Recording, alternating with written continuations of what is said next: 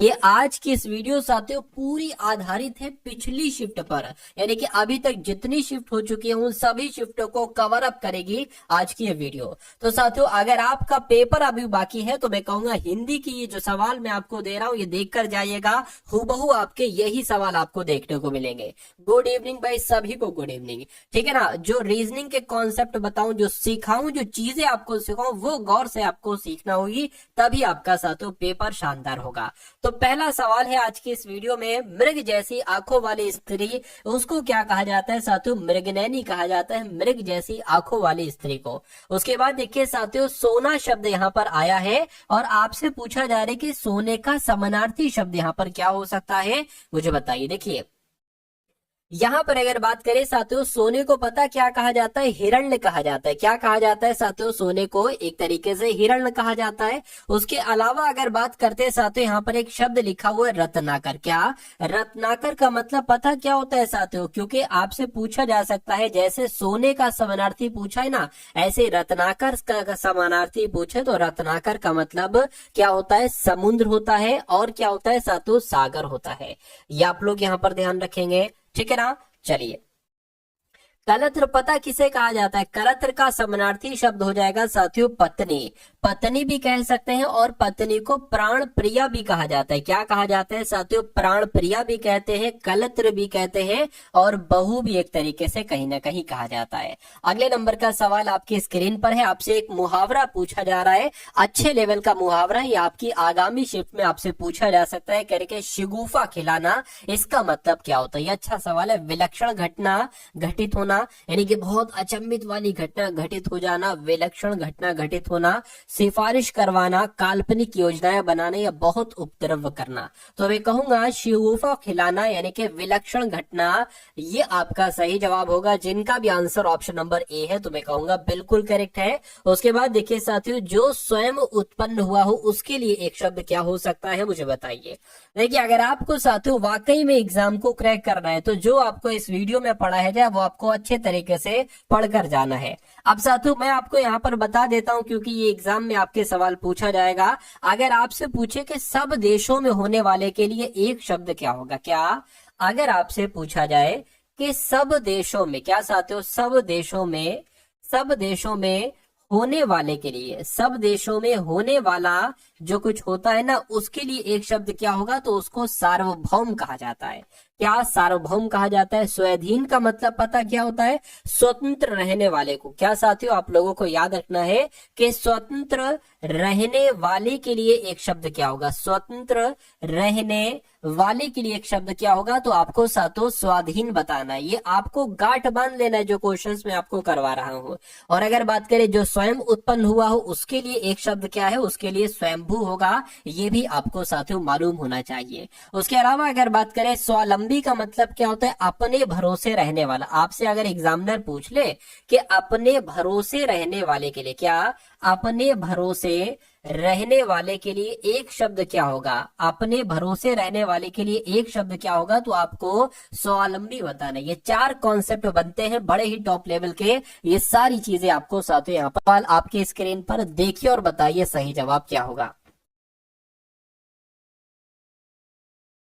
चलिए, यानी कि दिए गए वाक्यांश के लिए एक सार्थक शब्द बताइए, यानी कि कविता रचने वाली स्त्री के लिए एक शब्द क्या होगा बताइए। Good evening. उद्यन राजन, ठीक है, जासवी है, बलियन है, पल्लवी है, शल्लू है, जय, अंजलि, सुशांत, सुरेश, सुरबाली, जयसिंह, निगम, अंजलि, ठीक है ना।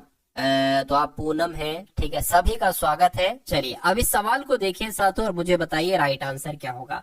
लेकिन मैं आपसे एक रिक्वेस्ट ये करना चाहता हूं कि जिन्होंने अभी तक वीडियो को लाइक नहीं किया तो वीडियो कम से कम साथियों लाइक कर दीजिए। बिना कहे आप लोग वीडियो को लाइक कर दिया करिए। तो साथियों वीडियो को तुरंत लाइक कर दीजिए और बता दीजिए कविता रचने वाली स्त्री को क्या कहा जाता है साथियों? कवित्री कहा जाता है। और कवित्री कैसे लिखा जाता है? जैसे आपका ऑप्शन नंबर बी में लिखा हुआ है। तो कविता रचने वाली स्त्री को क्या कहा जाएगा? कवित्री कहा जाएगा। लेकिन जो कविता रचते हैं विद्वान एक तरीके से, ठीक है ना, उनको क्या कहा जाएगा ये कमेंट में बताइए। खैर अगला सवाल देखिए, कह रहे कि आदर का आपसे विलोम यहाँ पर पूछा जा रहा है, आदर का विलोम क्या होगा मुझे बताइए। तो आदर का विलोम सादर तो नहीं होगा, निरादर, अपमान, निरादर हो जाएगा। आदर का विलोम क्या हो जाएगा साथियों, निरादर हो जाएगा। राइट आंसर आपका ऑप्शन नंबर बी के साथ जाएगा। साथियों बहुत तेजी के साथ आप इस क्लास को देखिए, ठीक है ना। निम्नलिखित में से शुद्ध वर्तनी वाला शब्द मुझे बताइए, कौन सा शब्द बिल्कुल सही है। यानी कि कौतूहल कैसे लिखा जाता है, ये तो कोतूहल लिखा हुआ है, ये कोतूहल लिखा हुआ है, कौतूहल ऑप्शन नंबर सी में लिखा हुआ है और ये आपका बिल्कुल शुद्ध वर्तनी वाला शब्द हो जाएगा। अगला सवाल कह रहे कि उसे फांसी पर गया था, यानी कि यहाँ पर अगर बात करें साथियों एक खाली जगह यहाँ पर है, उसे फांसी पर उठाया गया था ये होना चाहिए, उसे फांसी पर झुलाया गया था या उसे फांसी पर चढ़ाया गया था या उसे फांसी पर लटकाया गया था।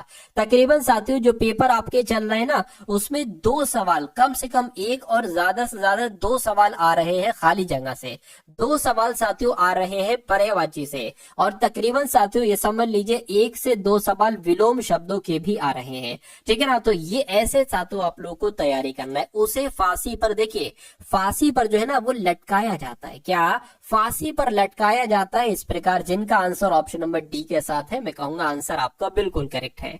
साथियों अभी तो यहाँ पर हिंदी हो रही है, अभी आप देखिएगा अभी जीके भी करेंगे और करंट अफेयर को बहुत अच्छे तरीके से साथियों हम लोग करेंगे और उसके बाद रीजनिंग को करेंगे और मैथ को करेंगे। देखिए जैसा साथियों आज आपका पेपर आया था, जैसा आपका आज वाला पेपर था और इसके आधार पर अब नेक्स्ट शिफ्ट जो होंगी, ठीक है ना, यानी कि जो भी आपके साथियों नेक्स्ट एग्जाम है उनको अगर आपको पेपर को क्रैक करना चाहते हैं तो इस वीडियो को शुरू से लेकर अंत तक देखिएगा और मैं कहूंगा साथियों कि इसके बाद जितनी वीडियो है उनको भी आप लोग भली बाती अच्छे तरीके से देखेंगे। तो अगर बात करते हैं साथियों यहाँ पर अगर बात करें कि किनारा की अगर बात करें समानार्थी शब्द मुझे बताइए। किनारा को तो साथियों कूल कहा जाता है और कैसे वो कूल लिखा जाता है, जैसे ऑप्शन नंबर डी में लिखा हुआ है। अगला सवाल कह रहे कि व्यर्थ खर्च करने वाले को क्या कहा जाता है, ये आपसे यहाँ पर पूछा जा रहा है, मुझे बताइए। देखिए एक होता है कम खर्च करने वाला, अगर आपसे पूछा जाए क्या कि जो कम खर्च करता है, जैसे कि जॉब से पहले कम खर्च करते हैं लोग, कम खर्च करने वाले को क्या कहा जाता है, कम खर्च करने वाले को क्या कहा जाता है, मितव्ययी कहा जाता है। जॉब से पहले लोग मितव्ययी होते हैं लेकिन व्यर्थ खर्च करने वाला, अब यहाँ पर जॉब के बाद अपव्ययी नहीं हो जाते हैं लोग, ठीक है ना। तो कुल मिला के अगर बात करते हैं व्यर्थ खर्च यानी कि जो बेकार में खर्च करे, क्या जो बेकार में खर्च करे उसके लिए एक शब्द अगर आपसे पूछे तो आपको अपव्यय बताने। लेकिन अगर आपसे एग्जामिनर पूछे कि कम खर्च करने वाले के लिए एक शब्द क्या होगा तो मितव्ययी आपको यहाँ पर बता देना है। अगला सवाल करके मुझे दुर्घटना की आशंका है, मतलब क्या दुर्घटना की क्या आशंका होती है, दुर्घटना की इच्छा है, इच्छा थोड़ी ना होती है दुर्घटना की, अभिलाषा भी नहीं होती, आशा भी नहीं होती। हाँ ये हो जाएगा मुझे दुर्घटना की आशंका है। तो इसलिए आपका अगर है जवाब ऑप्शन नंबर ए तो बिल्कुल करेक्ट हो जाएगा भाई। बहुत बढ़िया, वेरी गुड क्लास। साथियों लगातार मेरी कमेंट की तरफ निगाह बनी हुई है और जिनका भी आंसर जा रहा है ना बहुत अच्छे भाई, शाबाश। अगला सवाल कह रहे कि नीरूजता शब्द का विलोम आपको यहाँ पर बताना। देखिए अब यहाँ पर आप लोग ये ध्यान रखेंगे एग्जामिनर का दिमाग बहुत तेज है, एग्जामिनर निरोजता का भी विलोम आपसे पूछ सकता है और निर्धारित का भी विलोम आपसे पूछा जा सकता है। अगर निर्धारित का विलोम पूछा जाए ना तो छोटा आ लगा देना बस, और कुछ नहीं करना है। तो क्या हो जाएगा साथियों, अनिर्धारित हो जाएगा। क्या हो जाएगा, निर्धारित का विलोम क्या हो जाएगा, अनिर्धारित हो जाएगा। अगर एग्जामिनर आपसे नीरस का विलोम पूछ ले तो नीरस का विलोम पता क्या बताना है, सरस बताना है, तो नीरस का विलोम सरस बताना है। और अगर निरूजता का विलोम पूछ लिया जाए तो निरूजता का विलोम साथियों रुग्णता बताना है। क्या बताना है साथियों, रुग्णता बताना है। ये आप लोग यहाँ पर ध्यान रखेंगे। अच्छा निर्दोष की अगर बात करें कि निर्दोष का विलोम क्या हो सकता है तो निर्दोष का विलोम साथियों सदोष हो जाएगा। क्या हो जाएगा, सद है। कह रहे कि हथेली पर सरसों उगाना, इसके लिए एक शब्द क्या होगा मुझे बताइए। साथियों ये जो नीचे पट्टी आपकी चल रही है ना, इस पट्टी वाली पीडीएफ को साथियों आप लोग ले लीजिएगा और मैं कहूंगा सरसरी निगाहों से एक बार देखकर आप लोग अपने एग्जाम देने चले जाइएगा, आपको बहुत फायदा होगा साथियों यहाँ से। ठीक है ना, चलिए हथेली पर सरसों उगाना, ये क्वेश्चन इंपॉर्टेंट है, बता दीजिए इसका सही जवाब क्या होगा। तो खेती करना तो नहीं कहेंगे। हाँ देखिए, हथेली पर कभी सरसों जमाई नहीं जा सकती है, तो ये एक क्या है साथियों, बहुत मुश्किल काम है, या कह सकते हैं ये तो एक असंभव काम है। मुश्किल काम भी नहीं, ये असंभव काम है। तो असंभव काम को संभव करना, इसको ही क्या कहा जाता है, हथेली पर सरसों उगाना कहा जाता है।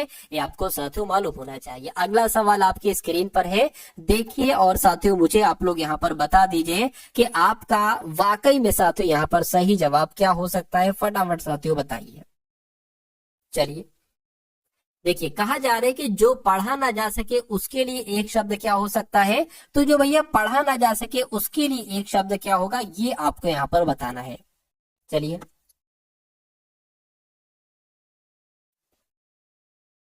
देखिए, अगर यहाँ पर हम लोग बात करते हैं, एक यहाँ पर ऑप्शन है अपठित। अपठित किसे कहा जाता है, जो पढ़ा ना गया हो। ये थोड़ा सा डिफरेंस है इसमें साथियों, जो पढ़ा ना गया हो, जो पढ़ा ना गया हो, जो पढ़ा ना गया हो उसके लिए अगर एग्जामिनर आपसे पूछे तो आपको अपठित बता देना है, अपठित है। ठीक है ना। उसके अलावा अगर बात करते हैं पठित की, अगर बात करें जो पढ़ा जा चुका हो, क्या साथियों, जो अगर आपसे एग्जामिनर पूछे जो पढ़ा जा चुका हो उसके लिए एक शब्द क्या होगा, जो पढ़ा जा चुका हो उसके लिए एक शब्द होगा साथियों पठित। ये भी आपको यहाँ पर मालूम होना चाहिए। ठीक है ना।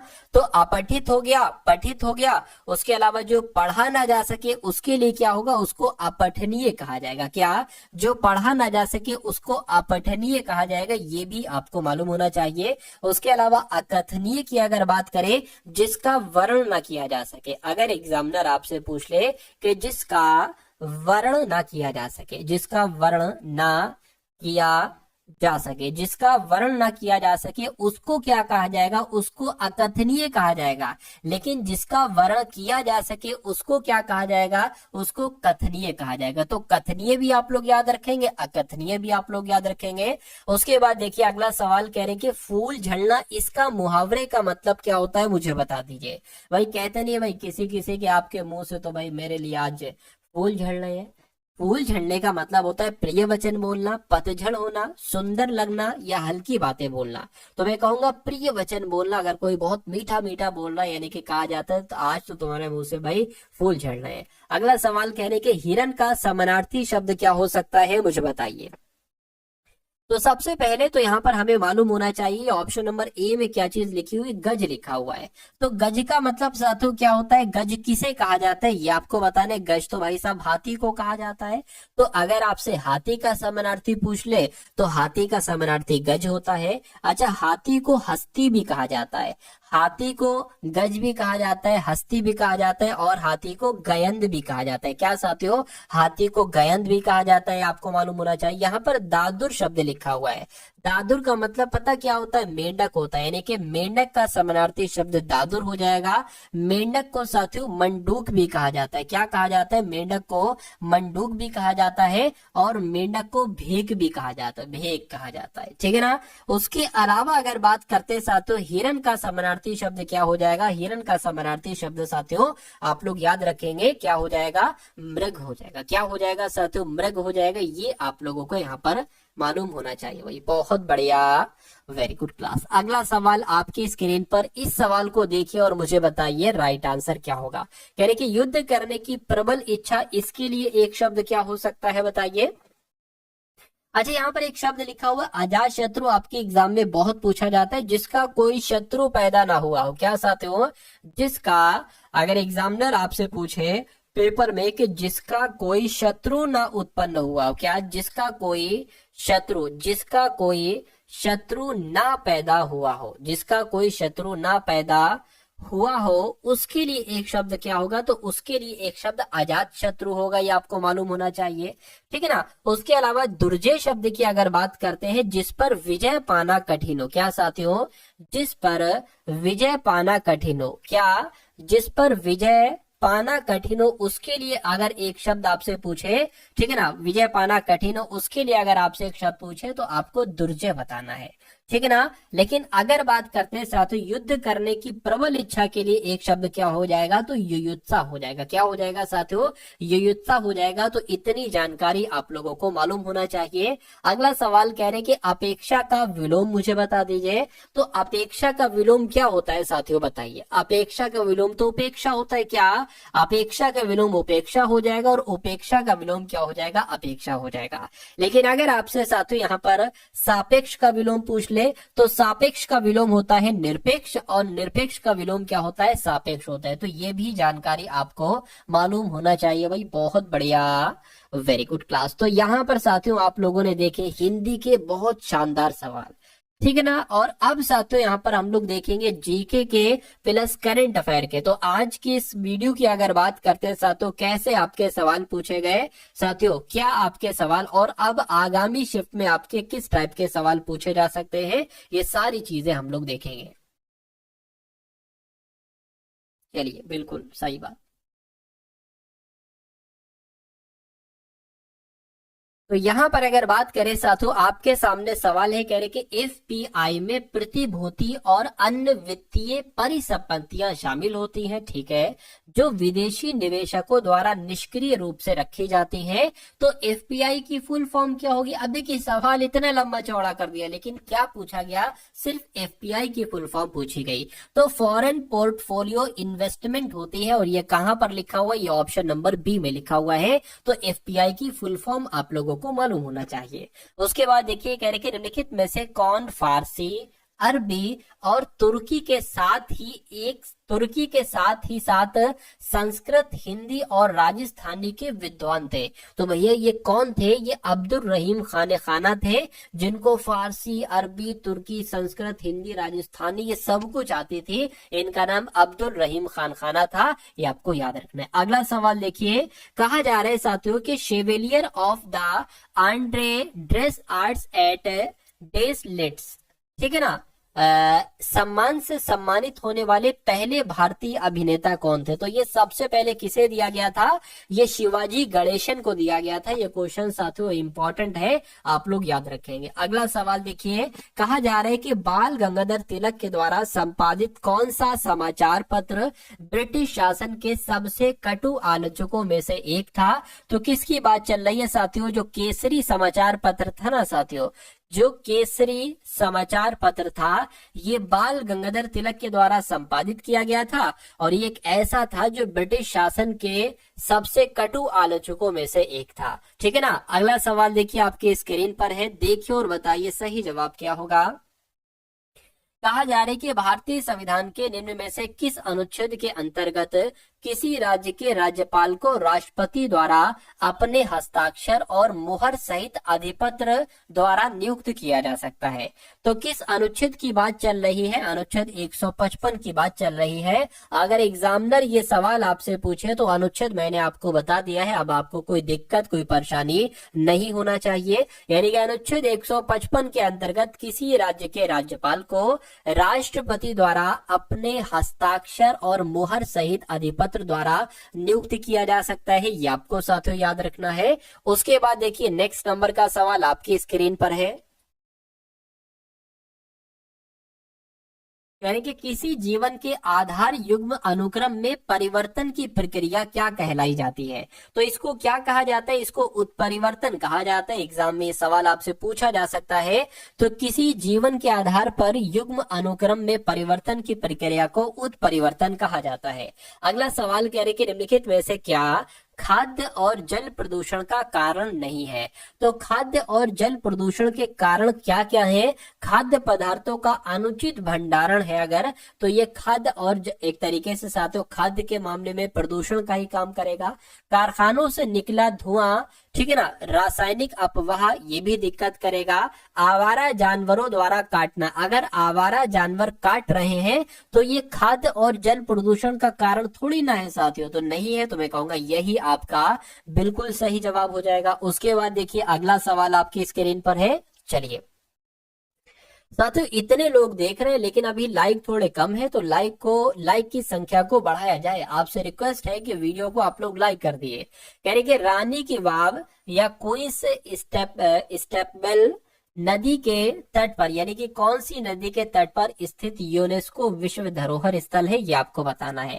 यानी कि रानी की वाव जो है, जिसको क्वीनस स्टेपवेल कहा जाता है, ये किस नदी के तट पर स्थित है? तो ये तो सरस्वती नदी के तट पर स्थित है। किस नदी के तट पर? सरस्वती नदी के तट पर स्थित है, और ये साथियों विश्व धरोहर स्थल है एक, रानी की वाव। उसके बाद देखिए, कहा जा रहा है कि चंदेल राजवंश के किस राजा ने कंदरिया महादेव का निर्माण करवाया था? तो आप लोग याद रखेंगे यशोवर्मन का नाम। यशोवर्मन साथियों, इन्होंने कंदरिया महादेव का निर्माण करवाया था। ये चंदेल राजवंश के राजा थे। चलिए, ठीक है ना। खैर, अगले नंबर का सवाल आपकी स्क्रीन पर कहा जा रहा है कि दिल्ली सल्तनत के दौरान निम्नलिखित में से किस प्रकार का कर एकत्रित किया जाता था? तो जब दिल्ली सल्तनत का काल था, उस समय कौन सा कर लिया जाता था? तो उस समय साथियों खराज कर लिया जाता था। कौन सा साथियों? खराज कर लिया जाता था। ये आपको यहाँ पर मालूम होना चाहिए। ये खराज कर आखिर क्या था? तो साथियों, ये हिंदू किसानों पर एक तरीके से जो हिंदू किसानों की भूमि हुआ करती थी ना, तो ये उस भूमि पर साथियों लिया जाता था। उस भूमि का तकरीबन 1/4 हिस्सा साथियों कर के रूप में लिया जाता था। अगला सवाल कहा जा रहा है आपसे कि भारत में संविधान सभा के चुनाव हुए थे। तो साथियों कब हुए थे, ये आपसे यहाँ पर पूछा जा रहा है। तो जुलाई 1946 में हुए थे। यानी कि संविधान सभा के चुनाव कब हुए थे? तो जुलाई 1946 में हुए थे। ये बात आपको यहाँ पर मालूम होना चाहिए भाई। बहुत बढ़िया, वेरी गुड क्लास। अगला सवाल आपकी स्क्रीन पर है, देखिए और बताइए राइट आंसर। कह रहे कि अब देखिए, यहां से आपको बिल्कुल चौकन्ना हो जाना है। क्यों? क्योंकि अब साथियों करंट अफेयर के एकदम टॉप लेवल के क्वेश्चंस यहां पर हम लोग देखने वाले हैं। और इन करंट अफेयर के क्वेश्चंस होंगे, जैसे कि मान लीजिए उत्तर प्रदेश का यहाँ पर जिक्र आ गया, तो जो टॉप लेवल के उत्तर प्रदेश के करंट अफेयर के क्वेश्चंस बनेंगे ना, वो मैं यहाँ पर साथियों लिखता जाऊंगा। आप लोग स्क्रीनशॉट ले लेना और उसको एक बार फिर से पढ़ लेना, या अगर साथियों पढ़ पाना अच्छी बात है, वरना यहीं पर आप लोग रिवीजन कर लेना। अब देखिए, कहा जा रहा है कि उत्तर प्रदेश के प्रमुख गृह सचिव नियुक्त किए गए हैं। तो अभी हाल फिलहाल में साथियों संजय प्रसाद कौन बने हैं? ये उत्तर प्रदेश राज्य के प्रमुख गृह सचिव बने हैं। ये आपके एग्जाम में साथियों पूछा जा सकता है। ये आप लोग को साथियों यहाँ पर याद रखना है। चलिए, कोई दिक्कत नहीं है। अच्छा, यहाँ पर अगर बात करते हैं अभी कौन नियुक्त हुआ, आंध्र प्रदेश के नए मुख्य सचिव भी बने हैं। तो अगर आपसे ये पूछ ले, क्या साथियों पूछ ले, आंध्र प्रदेश के जो मुख्य सचिव बने हैं, जो नए मुख्य सचिव बने हैं, इनका नाम क्या है? तो इनका नाम क्या है साथियों? इनका नाम विजयानंद है। क्या साथियों इनका नाम है? इनका नाम है विजयानंद है। ये भी आप लोगों को याद रखना है, ठीक है, कोई दिक्कत नहीं है। उसके अलावा अगर यहाँ पर हम लोग बात करते हैं साथियों, ये आपको मालूम होना चाहिए कि डीबीएस इंडिया बैंक आपने सुना होगा। क्या साथियों? डीबीएस बैंक इंडिया आपने सुना होगा। तो अभी हाल फिलहाल में ही, क्या साथियों, अभी हाल फिलहाल में ही डीबीएस इंडिया बैंक इंडिया के सीईओ बने हैं। कौन सीईओ बने हैं? रजत वर्मा बने हैं सीईओ। तो ये भी आपसे यहाँ पर साथियों कुल मिला के पूछा जा सकता है। चलिए, उसके बाद देखते हैं साथियों, नेक्स्ट नंबर का सवाल है। यहाँ पर आपसे पूछा जा रहा है कि अजय कुमार भल्ला ने किस राज्य के राज्यपाल के रूप में शपथ ली है? तो ये भी साथियों एकदम ट्रेंडिंग वाला क्वेश्चन है। यहाँ पर मणिपुर आप लोग याद रखेंगे, यानी कि मणिपुर राज्य के राज्यपाल कौन बने हैं? तो मणिपुर राज्य के राज्यपाल अजय कुमार भल्ला बने हैं। कौन बने हैं साथियों? अजय कुमार भल्ला बने हैं। ये आपको यहाँ पर मालूम होना चाहिए। अच्छा, यहाँ पर मणिपुर का जिक्र है, तो अगर आपसे एग्जामिनर ये पूछ ले कि जो मणिपुर का हाई कोर्ट है, क्या साथियों मणिपुर का हाई कोर्ट है, इसके मुख्य न्यायाधीश अभी हाल फिलहाल में नियुक्त किए गए हैं। क्या जो मणिपुर का हाई कोर्ट है, इसके मुख्य न्यायाधीश अभी हाल फिलहाल में नियुक्त किए गए हैं, उनका नाम क्या है? उनका नाम साथियों कृष्ण कुमार है। क्या साथियों उनका नाम क्या है? उनका नाम कृष्ण कुमार है। ये आपको साथियों मालूम होना चाहिए। उसके अलावा अगर बात करें, निगोल चक्कौवा उत्सव मनाया जाता है मणिपुर में। क्या साथियों, आप लोग ध्यान रखेंगे, निगोल अगर आपसे एग्जाम में पूछा जाए क्या कि निगोल चक्कौवा, देखिए थोड़ा सा आपको धैर्य करना पड़ेगा, तभी ये क्लास की चीजें आपके सामने साथियों स्टोर हो पाएंगे। तो निगोल चक्कोवा उत्सव अगर आपसे पूछा जाए कहाँ पर मनाया जाता है, तो ये साथियों मणिपुर में मनाया जाता है। कहाँ पर मनाया जाता है साथियों? मणिपुर में मनाया जाता है। ये आपको यहाँ पर याद रखना है, ठीक है ना। ये जानकारी आपको साथियों यहाँ पर याद रखनी है। उसके अलावा अगर बात करें मणिपुर हाई कोर्ट के मुख्य न्यायाधीश में, ठीक है ना, मुख्य न्यायाधीश के बारे में मैंने आपको बता दिया है। चलिए खैर अगले नंबर का सवाल देखिए, आपकी स्क्रीन पर आपसे कहा जा रहा है कि किस राज्य के वन विभाग ने महाभारत पर आधारित एक उद्यान विकसित किया है? तो मैं कहूंगा उत्तराखंड आपका सही जवाब हो जाएगा, यानी कि उत्तराखंड राज्य के वन विभाग ने महाभारत पर आधारित एक उद्यान विकसित किया है। ये आपको साथियों यहाँ पर मालूम होना चाहिए। उसके अलावा अच्छा उत्तराखंड की अगर हम बात करते हैं तो उत्तराखंड के अभी हाल फिलहाल में डीजीपी नियुक्त किए गए हैं। तो उत्तराखंड के डीजीपी पता कौन नियुक्त किए गए साथियों? इनका नाम क्या है? दीपम सेठ इनका नाम है। तो दीपम सेठ कौन बने हैं? ये उत्तराखंड के डीजीपी बने हैं, ये आपको मालूम होना चाहिए। अच्छा उत्तराखंड में एक तरीके से अगर बात करें लोक पर्व मनाया जाता है, इगास बगवाल इसका नाम है। क्या आप लोग ध्यान रखेंगे साथियों? इगास क्या साथियों? इगास बगवाल। इगास बगवाल जो लोक पर्व है ना, ये कहां पर मनाया जाता है? तो ये साथियों उत्तराखंड में मनाया जाता है, ये भी आपको मालूम होना चाहिए। उसके अलावा साथियों भारत की पहली जो हेली एम्बुलेंस सेवा है, इसका नाम क्या है? संजीवनी इसका नाम है। क्या नाम है इसका? नाम साथियों संजीवनी है, मैं आपको बता देता हूँ, ठीक है ना। और ये ऋषिकेश में साथियों लॉन्च की गई है, ये भी आपको यहाँ पर मालूम होना चाहिए भाई। बहुत बढ़िया, वेरी गुड क्लास। चलिए उसके बाद देख लेते हैं साथियों अगले नंबर का सवाल आपकी स्क्रीन पर है। इस सवाल को देखिए और मुझे आप लोग फटाफट बता दीजिए कि आपका सही जवाब क्या हो सकता है। कहा जा रहा है कि किसे उत्तर प्रदेश अधीनस्थ, ये साथियों क्या लिखा हुआ है? उत्तर प्रदेश अधीनस्थ सेवा चयन आयोग यानी कि यूपी ट्रिपल एससी का अध्यक्ष नियुक्त किया गया है। तो अभी हाल फिलहाल में यूपी ट्रिपल एससी के अध्यक्ष नियुक्त किए गए हैं। इनका नाम है डॉक्टर सत्यनारायण साबत और ये यूपी ट्रिपल एससी के अध्यक्ष नियुक्त किए गए हैं, ये आपको साथियों मालूम होना चाहिए, ठीक है ना। चलिए कोई दिक्कत नहीं है। अच्छा अभी मैंने आपको साथियों क्या बताया था? मैंने आपको बताया था मणिपुर के राज्यपाल कौन बने हैं। क्या मैंने आपको बताया था कि मणिपुर के राज्यपाल कौन बने हैं? तो साथियों अजय कुमार भल्ला बने हैं। अजय कुमार भल्ला जो है ना मणिपुर के राज्यपाल बने हैं, आपको मालूम होना चाहिए। मैंने आपको बताया था उत्तर प्रदेश के प्रमुख गृह सचिव कौन बने हैं? तो संजय प्रसाद बने हैं, ये आपको साथियों मालूम होना चाहिए, ठीक है ना। चलिए उसके अलावा अगर बात करें, एक बात और आप लोग ध्यान रखेंगे साथियों, अगर हम बात करें वित्त मंत्रालय में, क्या साथियों अगर आपसे एग्जाम में ये पूछा जाए कि वित्त मंत्रालय में राजस्व सचिव कौन बने हैं? क्या वित्त मंत्रालय में राजस्व सचिव जो अभी हाल फिलहाल में ही बने हैं, इनका नाम क्या है? तो अरुणिश चावला इनका नाम है। इनका नाम क्या है साथियों? इनका नाम है अरुणिश चावला और अरुणिश चावला ही साथियों वित्त मंत्रालय में राजस्व सचिव नियुक्ति किए गए हैं। उसके बाद देख लीजिए अगले नंबर का सवाल है, कहने के एसोचैम के महासचिव कौन बने हैं, मुझे बताइए। चलिए तो आप लोगों को मालूम होना चाहिए इनका नाम मनीष सिंघल है। क्या इनका नाम है? मनीष सिंघल इनका नाम है और ये एसोचैम के महासचिव नियुक्त किए गए हैं, कोई दिक्कत नहीं है। उसके अलावा अगर साथियों यहाँ पर कुछ चीजें मैं आपको बता देता हूँ, जैसे कि अंतर्राष्ट्रीय मधुमेह महासंघ के एक तरीके से इनके रूप में किसको नियुक्त किया गया है, यानी कि जो अंतर्राष्ट्रीय मधुमेह महासंघ है ना, इसका मानद फेलो किसे चुना गया है? तो डॉक्टर मोहन को चुना गया है। क्या डॉक्टर मोहन को चुना गया है, ये आप लोग याद रखेंगे, ठीक है ना। उसके अलावा अगर बात करें एसोचैम के बारे में मैंने आपको बता दिया, मनीष सिंघल का नाम आप लोग यहाँ पर याद रखेंगे। अगला सवाल आपके स्क्रीन पर है, कह रहे कि किसने राजस्थान के कोटा में सुपोषित माँ अभियान के तीसरे चरण का शुभारंभ किया है? तो ये काम साथियों किसने किया है? ये काम अपने ओम बिड़ला जी ने किया है। राइट आंसर आपका ऑप्शन नंबर सी हो जाएगा। अगला सवाल कह रहे कि तेंजिंग यांकी किस राज्य की पहली महिला आईपीएस अधिकारी बनी है? तो यहाँ पर अगर बात करते हैं साथियों, ये आपको मालूम होना चाहिए अरुणाचल प्रदेश की अगर बात करें, अरुणाचल प्रदेश राज्य की पहली महिला आईपीएस अधिकारी कौन बनी है? तो साथियों तेंजिंग यांकी बनी है, ये भी आपको यहाँ पर मालूम होना चाहिए। चलिए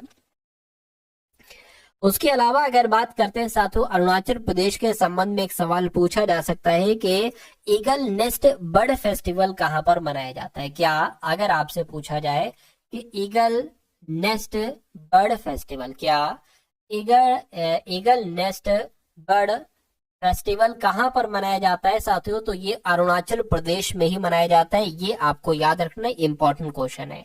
उसके अलावा अगर आपसे पूछे अरुणाचल प्रदेश के मुख्य निर्वाचन अधिकारी कौन बने हैं, क्या अरुणाचल प्रदेश के अगर आपसे पूछे मुख्य निर्वाचन अधिकारी, तो बहुत इंपॉर्टेंट है, निर्वाचन अधिकारी कौन बने हैं, तो नाम आपको ध्यान रखना है पवन कुमार का। क्या साथियों, पवन कुमार ही अरुणाचल प्रदेश के मुख्य निर्वाचन अधिकारी बने हैं। इतनी जानकारी आपको याद रखना है। उसके बाद देखिए, आरिफ मोहम्मद खान ने किस राज्य के 42वें राज्यपाल के रूप में शपथ ली है, तो मैं कहूंगा बिहार आपका सही जवाब हो जाएगा। यानी कि आरिफ मोहम्मद खान ये 42वें राज्यपाल बने हैं। कहाँ के बने हैं साथियों, बिहार के बने हैं। ये आप लोगों को मालूम होना चाहिए। उसके बाद देखिए अगला सवाल, कह रहे कि ये तो इधर को हो गया, क्या कहा जा रहा है, कहा जा रहा है कि ब्लिंकिट ने किस शहर में 10 मिनट, ठीक है ना, 10 मिनट में एम्बुलेंस सेवा शुरू की है। तो किसकी बात चल रही है, क्या आपका राइट आंसर होगा गुरुग्राम आपका सही जवाब हो जाएगा। यानी कि ब्लिंक वाल को, और आप लोग मुझे बता दीजिए कि आपका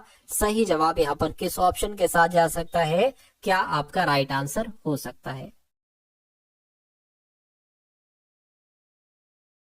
चलिए,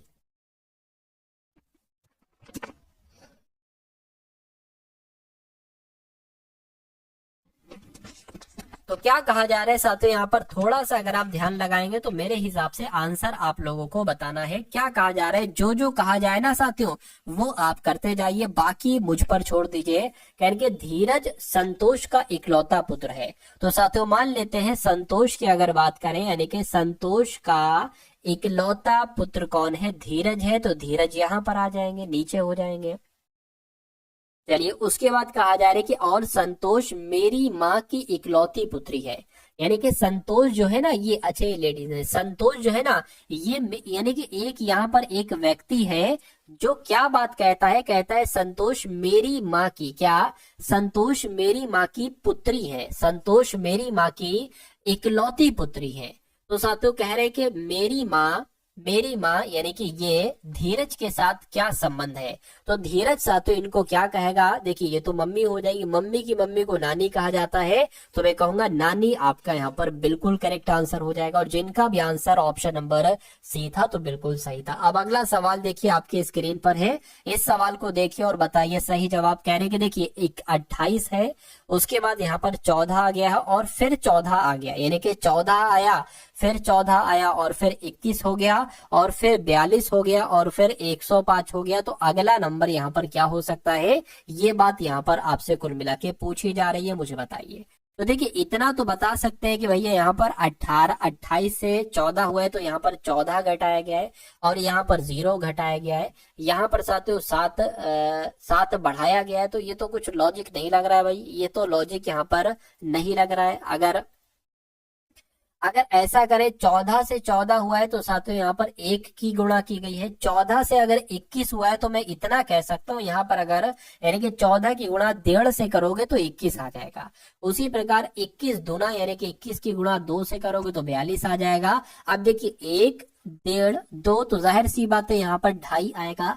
लेकिन ये यहाँ पर 28 से 14 कैसे हुआ, तो ऐसा तो नहीं आधे से गुणा कर दे, यानी कि अगर 28 की 0.5 से गुणा करोगे तो 14 ही आएगा।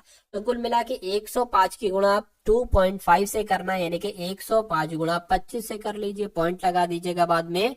तो 5 पंजे 25 हो गया, 5 एकम 5 हो गया, 2 से करेंगे 2 पंजे 10 हो गया, 2 एकम 2 हो गया, यानी कि 5 हो गया, 2 हो गया, 6 हो गया, 2। तो कुल मिला के 262 करके आंसर आया क्या, एक सेकंड, 5 हो गया, 2 हो गया, 6 हो गया, 2 हो गया। लेकिन यहाँ पर तो सातों ऐसा नहीं लग रहा है, तो कुछ दिक्कत है क्या, देखिए जरा देख कर बताइए क्या दिक्कत यहाँ पर आपको लग रही है, फटाफट मुझे बताइए। देखिए 1 से 1.5 से, ठीक है ना, फिर 21 की गुणा 2 से कराई, 42 की गुणा साथियों 2.5 से कराई। अच्छा अच्छा अच्छा अच्छा, सॉरी सॉरी सॉरी सॉरी, देखिए भाई अरे भाई 21 के गुणा इससे कराओगे तो ये आएगा, 42 के गुणा 2.5 से कराओगे तो 105 आ जाएगा। 105 की गुणा साथियों किससे कराना है, तो मैं कहूंगा 3 से कराना है। तो 105 तिया कितने होते हैं, 315 होते हैं। तो 315 कहां पर है, तो ऑप्शन नंबर सी वाले में है। अगला सवाल आपकी स्क्रीन पर है, इस सवाल को देखिए और मुझे बताइए कि आपका राइट आंसर यहाँ पर क्या हो सकता है, फटाफट बता दीजिए। चलिए तो मैं यहाँ पर देख लूं, जरा कमेंट देख लूं किसके किसके कमेंट। अमित है, ठीक है, प्रकाश है, मोहम्मद तबरेज है, रामजी कुमार है, उसके अलावा प्राची, सोनू, वलियन, ठीक है, आरडी वलियन, निगम, सोनू, अंशु, विनय, पवन, संजोति, दीपक, विजेंद्र, पल्लवी, प्राची, प्रीति, विनय, ठीक है, कॉमेडी किंगडम, चिप्पा, चलिए कुंवर, तो सभी का यहाँ पर हर्ष है, अंशु है, सुशांत है, सोनू, प्राची सभी है। चलिए कोई दिक्कत नहीं है, अब आंसर इसका आप लोग बताते जाइए। यानी कि कहा गया है कि 78 से जैसे 87 बन जाता है, उसी प्रकार जैसे कि 65 से यहाँ पर साथियों 56 बन जाता है, तो उसी प्रकार आपको बताने 43 से यहाँ पर क्या नंबर बन जाएगा, इतनी सी बात आपसे पूछी जा रही है। तो अगर मैं साथियों कहूं कि भैया 78 से 87 बन गया है, यानी कि 7 8 लिखा है, तो यहाँ पर 8 7 कर दिया है। 6 5 लिखा है तो 5 6 कर दिया है, तो उसी प्रकार 4 3 लिखा है तो 3 4 कर देंगे। यानी कि 34 कहां पर लिखा हुआ है, 34 आपका ऑप्शन नंबर बी में लिखा हुआ है, तो यही आपका बिल्कुल सही जवाब हो जाएगा। उसके बाद देखिए अगले नंबर का सवाल आपकी स्क्रीन पर है, इस सवाल को देखिए और मुझे बता दीजिए आपका राइट आंसर क्या होगा। अब देखिए यानी कि उस पासे का चयन करिए जिसे निम्नांकित शीट को मोड़ रेखाओं पर मोड़ने पर प्राप्त किया जा सकता है। अब ये साथियों क्वेश्चन बहुत टॉप लेवल का है, बहुत टॉप लेवल का ये क्वेश्चन है। यानी कि ये खुला पासा है, इस खुले पासे को अगर आप बंद करोगे तो क्या ये ऐसा बन सकता है, ऐसा बन सकता है, ऐसा या ऐसा, कैसा बन सकता है। अब मैं आपको उससे पहले बता दूं कि अगर 5 का विपरीत में पूछूं तो 9 बताओगे आप, अगर 8 का विपरीत पूछूं तो 4 बताओगे, 6 का विपरीत बचा 2 तो 2 हो जाएगा। तो देखिए 4 यहाँ पर है, ठीक है ना। 4 का विपरीत क्या है, 4 का विपरीत 8 है, तो 4 का विपरीत 8 यहाँ पर नहीं दिख रहा है। और देखिए पासा जब बंद हो जाता है ना, तो 8 का विपरीत जैसे कि 4 है, तो 8 का विपरीत 4 नहीं दिखना चाहिए। अगर दिख रहा है तो वो हमारा आंसर नहीं होगा, ठीक है ना। अब जैसे कि यहाँ पर देखिए 8 का विपरीत 4 है, तो 8 का विपरीत 4 तो दिखना नहीं चाहिए पासे में, लेकिन यहाँ पर दिख रहा है, तो ये आपका पासा बन नहीं सकता इससे, ठीक है। उसके बाद अगर बात करें, इसकी बात करें 2 की, अगर बात करें 2 का विपरीत 6 है, नहीं दिख रहा है, ठीक है। उसी प्रकार 5 के विपरीत 9 है, नहीं दिख रहा है, मैं कहूंगा ये वाला पासा बन जाएगा, बन जाएगा। इसकी बात करें तो 4 का, देखिए 6 का विपरीत क्या है, 6 का विपरीत यहाँ पर 2 है, 6 का विपरीत 2 नहीं दिख रहा है, ठीक है। 5 का विपरीत साथियों यहाँ पर क्या है, 5 के विपरीत 9 है, यहाँ पर नहीं दिख रहा है। 4 की बात करें, 4 का विपरीत 8 है, यहाँ पर नहीं दिख रहा है, यानी कि ये वाला पासा भी बन जाएगा। इसकी बात करें, अगर बात करें साथियों, देखिए इसकी अगर बात करें, ये वाला पासा बन जाएगा क्या, देखिए जरा,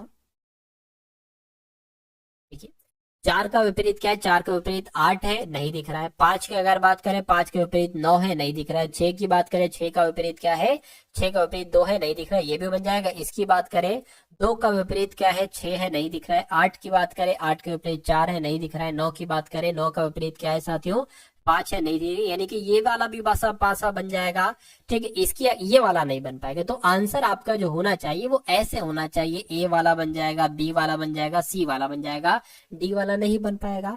तो मैं कहूंगा एक ऐसा ऑप्शन यहाँ पर होना चाहिए, नहीं है तो कोई दिक्कत नहीं है। कॉन्सेप्ट मैंने आपको समझा दिया, वो कॉन्सेप्ट आप लोग यहाँ पर याद रखेंगे। चलिए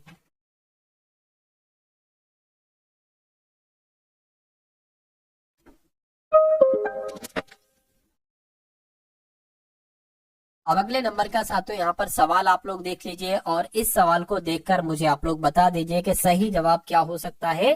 कहने के चूल्हे का जो संबंध पकाने से है वही संबंध चाकू का किससे होगा, वही संबंध चाकू का किससे होगा। अब बहुत ध्यान से देखिएगा, जैसे कि चूल्हे की अगर बात करें तो चूल्हे चूल्हे पर भोजन को पकाया जाता है, तो चाकू से फल है, सब्जी है, ये सब काटी ही तो जाती हैं। तो काटना कहाँ पर लिखा हुआ है साथियों, ऑप्शन नंबर डी में लिखा हुआ है, तो ये क्या होगा, ये आपका बिल्कुल करेक्ट आंसर हो जाएगा। ठीक है ना। तो जिनका भी आंसर है, मैं देख पा रहा हूं बहुत सारे लोगों का आंसर यहाँ पर ऑप्शन नंबर डी है, जो कि बिल्कुल सही है। तो यहाँ पर कहा गया है कि सभी केयर टेकर कुशल है।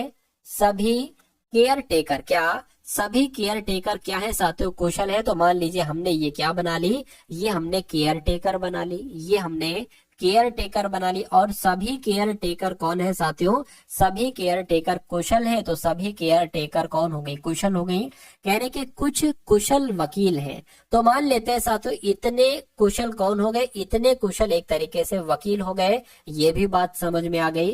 कहने के सभी कुशल चित्रकार है, यानी ये जो सभी कुशल है ना, ये कौन है साथियों, ये एक तरीके से यहाँ पर चित्रकार है। अब निष्कर्ष को पढ़िए और मुझे बताइए कि कौन सा निष्कर्ष यहाँ पर आपका वाकई में सही हो सकता है, फटाफट बता दीजिए। चलिए, तो कहने के कुछ चित्रकार वकील है, कुछ चित्रकार वकील है, बिल्कुल इतने चित्रकार जो होंगे ना साथियों वो वकील हो जाएंगे। ये बात तो आपकी सही हो जाएगी, ये बात आपकी सही हो जाएगी, कोई दिक्कत नहीं है, ठीक है। उसके अलावा अगर बात करें, कोई भी चित्रकार वकील नहीं है। पहली बात तो कथन हमारे सारे पॉजिटिव में थे, लेकिन नेगेटिव में अगर निष्कर्ष आ जाए तो उस निष्कर्ष को सरासर गलत कर देना। तो मैं कहूंगा यहाँ पर तो केवल एक निष्कर्ष पालन करता है, और ऐसा कहां पर लिखा हुआ है, ऐसा ऑप्शन नंबर ए में लिखा हुआ है। अगला सवाल देखिए, अब इस सवाल को देखिए, ऐसा भी एक सवाल साथियों आपसे पूछा जा रहा है, ऐसा भी एक सवाल साथियों यहाँ पर आपसे पूछा जा रहा है। इसको बहुत अच्छे तरीके से आप लोग देखिए और मुझे आप लोग डायरेक्ट साथियों यहाँ पर आंसर बता दीजिए क्या हो सकता है इस सवाल का बिल्कुल सही जवाब। कहा जा रहा है कि आरेख में वर्ग नीले नेत्र वालों को दर्शा रहा है। यानी कि अगर यहाँ पर साथियों बात करते हैं हम लोग, यानी कि वर्ग की अगर बात करें साथियों, वर्ग कहां पर है, तो वर्ग की अगर बात करें ये हो जाएगा। यानी कि वर्ग की अगर बात करें, ये नीले नेत्रों, नीले नेत्रों को दर्शा रहा है, ठीक है, कोई दिक्कत नहीं है। उसके बाद कह रहे हैं कि त्रिभुज 6 उंगलियों वालों को दर्शा रहा है, यानी कि ये 6 उंगलियों वालों को दर्शा रहा है, 6 उंगलियों वाले को दर्शा रहा है। और जो वृत्त है ये डिंपल वालों को दर्शा रहा है, ये डिंपल वालों को दर्शा रहा है, ठीक है, कोई दिक्कत नहीं है। तो सवाल में आपसे पूछा क्या जा रहा है, ये जरा देखिए। कह रहे कि जिन लोगों की 6 उंगलियां हैं, भैया 6 उंगलियां तो ये ट्रायंगल वालों की है, जिनकी 6 उंगलियां हैं, इनकी 6 उंगलियां हैं, देखिए इनकी 6 उंगलियां हैं, और नीले नेत्र हैं, ठीक है। नीले नेत्र किसके हैं, इनके हो गए, इनके हो गए नीले नेत्र, लेकिन डिंपल नहीं है। यानी कि इसमें से आंसर आपका नहीं होना चाहिए, आंसर ये आपका हो जाएगा क्या, यानी कि 28 आपका आंसर हो जाएगा। लेकिन अभी और भी शायद कुछ है। तो कुल मिला के इसका जवाब मैंने आपको बता दिया है कि जिन लोगों की 6 उंगलियां हैं और नीले नेत्र है पर डिंपल नहीं है, तो वो 28 लोग हैं। और कहने के अच्छा की संख्या ए है, तो बिल्कुल इसकी संख्या ए है। और कह रहे कि यदि 6 उंगलियों वाले लोग, 6 उंगलियों वाले लोग यानी कि ये जिनके डिंपल है, यानी कि साथियों ये इनके डिंपल है, इनके डिंपल है, ठीक है ना, पर नीले नेत्र वाले नहीं है, क्या नीले नेत्र वाले नहीं है, ये कुल मिला के कहा जाए। लेकिन ये नहीं होना चाहिए, तो मैं कहूंगा ये संख्या तो फिर 15 हो जाएगी भाई साहब, क्या 15 आपकी हो जाएगी।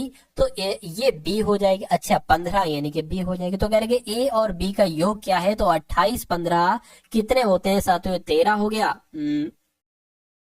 ठीक है ना, 43 हो जाएगा। तो 43 कुल मिला के कहां पर लिखा हुआ है, ऑप्शन नंबर डी में लिखा हुआ है। तो जिनका आंसर ऑप्शन नंबर डी के साथ है, मैं कहूंगा आंसर आपका बिल्कुल सही हो जाता है। अगला सवाल आपकी स्क्रीन पर है, इस सवाल को देखिए और मुझे बताइए कि आपका राइट आंसर यहाँ पर किस ऑप्शन के साथ जाएगा, क्या आपका सही जवाब होगा। चलिए, क्या कहा जा रहा है साथियों, आपसे यहाँ पर समझाया आपको जा रहा है कि भैया पहले 38 है, क्या है, पहले 38 है, और उसके बाद साथियों 120 है, और उसके बाद 366 है। तो आपको ये बताना है कि अगला नंबर यहाँ पर क्या हो सकता है, कैसे क्या होगा, क्या सवाल का जवाब होगा, बताने की कोशिश कीजिए। तो 38 से साथियों यहाँ पर क्या कर दिया गया, 120 कर दिया। देखिए 38 चौक तो फिर तो ज्यादा हो जाएगा, 38 तिया अगर बात करें, नहीं 38 चौक का, हाँ 38 तिया अगर बात करें तो 8 तिया 24 हो जाएगा, 3 तिया 9 11, यानी कि 114 हो जाएगा। ठीक है ना। अगर हम इसकी गुणा 3 से करते हैं तो हमारे पास 114 आ जाएगा, और 114 से 120 बनाना है तो प्लस का हमें 6 जोड़ना होगा। ठीक है, कोई दिक्कत नहीं है। अब इस पर आ जाओ, अगर हम जैसे हमने इसकी गुणा 3 से कराई है, अगर हम इसकी गुणा 3 से कराएंगे तो 12 तिया कितना हो जाएगा साथियों, 36, यानी कि 120 तिया 360 हो जाएगा। अच्छा, अब इसमें भी अगर आप 6 जोड़ दोगे तो 366 हो जाएगा। यानी कि यही कॉन्सेप्ट यहाँ पर लगेगा, सबसे पहले 3 से गुणा कराइए और फिर उसके बाद इसमें 6 जोड़ दीजिए। तो 366 की गुणा सबसे पहले 6 से कराना है, उसके बाद 6 जोड़ देना है, 6 तिया 18, 21 हो जाएगा। ठीक है ना। ये तो कुछ ज्यादा लग रहा है भाई, या तो मुझसे कुछ दिक्कत हुई है, एक सेकेंड। अच्छा सॉरी सॉरी, मैंने 6 से गुणा करा दे, 3 से गुणा कराना। देखिए सब में 3 से गुणा है, तो गुणा आपको 3 से कराना है। किससे कराना है साथियों, आपको गुणा किससे कराना है, आपको गुणा 3 से कराना है। 3 छंग 18 हो गया, 3 छंग 18 हो गया, और एक आपका 19 हो गया, 3 तिया 9, और आपका एक 10 हो गया। यानी कि इसमें अगर आप 6 प्लस कर दोगे तो कितना हो जाएगा, ये आपका एक तरीके से 1104 हो जाएगा। यानी कि 1104 यहाँ पर आ जाएगा। 1104 कौन से ऑप्शन में है, तो ऑप्शन नंबर ए वाले में। तो इस प्रकार जिनका आंसर है ऑप्शन नंबर ए के साथ, मैं कहूंगा आंसर आपका बिल्कुल करेक्ट हो जाता है भाई। बहुत बढ़िया, वेरी गुड क्लास। अगला सवाल आपके स्क्रीन पर है, देखिए सवाल को और मुझे बताइए राइट आंसर आपका क्या है। चलिए देखिए, इसके बाद आपके एकदम टॉप लेवल के क्वेश्चंस आएंगे, यानी कि वो क्वेश्चंस आएंगे जो क्वेश्चंस आपको साथियों देखना चाहिए, जो क्वेश्चंस आपके एग्जाम में ट्रेंड करने वाले हैं। तो इस सवाल की अगर हम सबसे पहले बात करें तो कैसे इस सवाल को आप लोग करेंगे, यानी कि आपको 4 ऑप्शन दिए गए हैं। कितने ऑप्शन आपको दिए गए हैं, यहाँ पर आपको 4 ऑप्शन दिए गए हैं। इसमें से सबसे भिन्न कौन सा है, इसमें से सबसे अलग कौन सा है। तो सबसे पहले तो सारे तो आप लोग स्वर वॉवेल वाला कॉन्सेप्ट देख लिया करिए, कि कहीं ऐसा तो नहीं कि सब में स्वर वॉवेल हो। तो यहाँ पर अगर बात करें GHE, यानी कि यहाँ पर कितने स्वर है, यहाँ पर एक स्वर है। यहाँ पर कितने स्वर है, यहाँ पर तो भैया कोई स्वर नहीं है। यहाँ पर साथ तो एक स्वर और यहाँ पर एक स्वर है, तो मैं कहूंगा यहाँ पर कोई स्वर नहीं है। तो यही आपका क्या हो जाएगा, यही आपका बिल्कुल करेक्ट आंसर हो जाएगा भाई। बहुत बढ़िया, वेरी गुड क्लास। अगला सवाल देखिए, ये क्वेश्चन बहुत टॉप लेवल का है, और इस क्वेश्चन को मैं कहूंगा साथियों मैं आपको चैलेंज दे रहा हूं, क्योंकि अगर बात करते हैं साथियों इस क्वेश्चन में 9 मित्र हैं। कितने, 4 5 या 6 नहीं साथियों, पूरे के पूरे 9 मित्र यहाँ पर बताए गए हैं।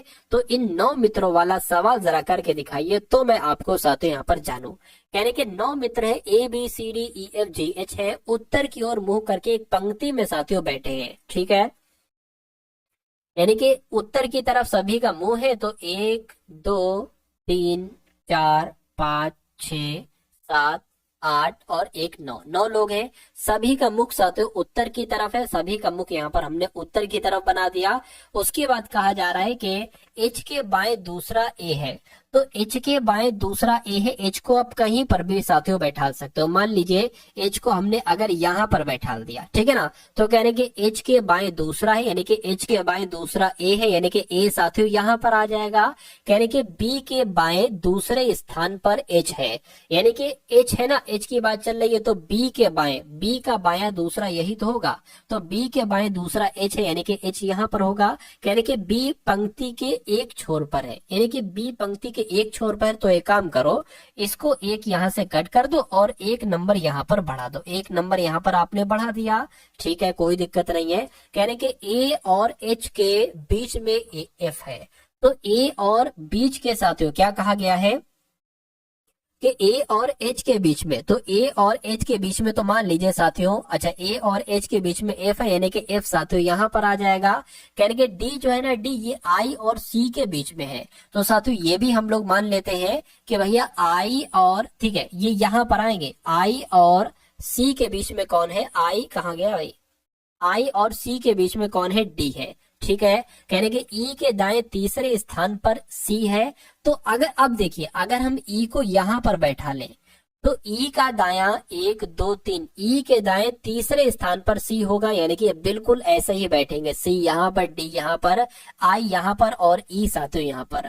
तो 9 लोग थे, 9 को हमने बैठा दिया, लेकिन एक बाकी है, क्या बचा है, A B C D E F G, G बचा है तो जी यहाँ पर आ जाएगा।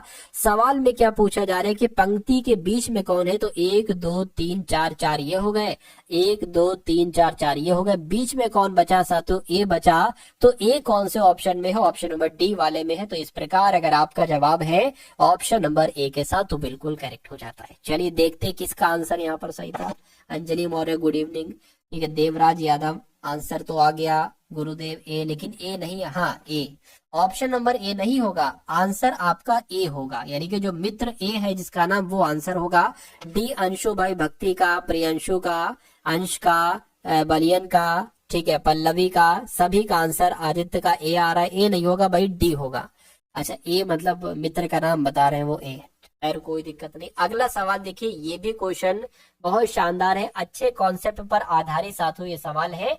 इस क्वेश्चन को देखिए और मुझे आप लोग यहाँ पर आंसर बतला दीजिए। चलिए क्या सवाल है साथियों, क्या एक कॉन्सेप्ट है इस सवाल में, ये हम लोग देख लेते हैं। कहने के 5 मित्र हैं एक लाइन में उत्तर की दिशा की ओर, क्या उत्तर की दिशा, अच्छा ये भी उत्तर की दिशा की ओर अभिमुख है, ठीक है।